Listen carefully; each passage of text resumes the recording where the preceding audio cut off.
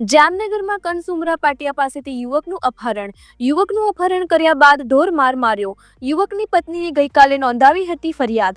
આશીષભાઈ અસવાર નામના યુવકનું કરવામાં આવ્યું હતું અપહરણ। યુવકે પ્રેમલગ્ન કર્યા હતા। પ્રેમલગ્નનો ખાર રાખી અપહરણ કરી માર મારીને ફેંકી દીધેલ। જીજી હોસ્પિટલમાં સારવાર માટે દાખલ કરેલ। સારવાર દરમિયાન મૃત્યુ થયેલ, જેમાં 4 આરોપી પકડવામાં આવેલ। પોલીસ સ્ટેશન સીમા ગુનો નોંધાયો।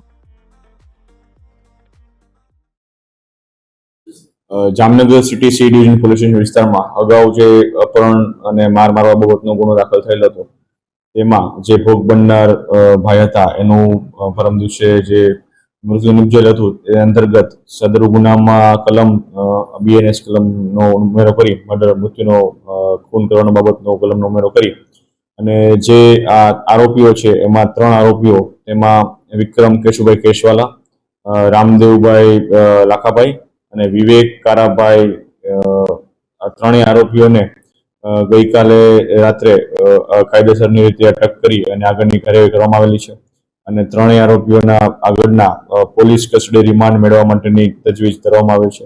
જે અંતર્ગત જેટલા પણ સાહેબ પુરાવાઓ છે અને બાકીના જેટલા પણ જે ડાયરેક્ટ પુરાવાઓ છે એ મેળવવા માટેની તજવીજ પોલીસ દ્વારા હાથ ધરવામાં આવી છે।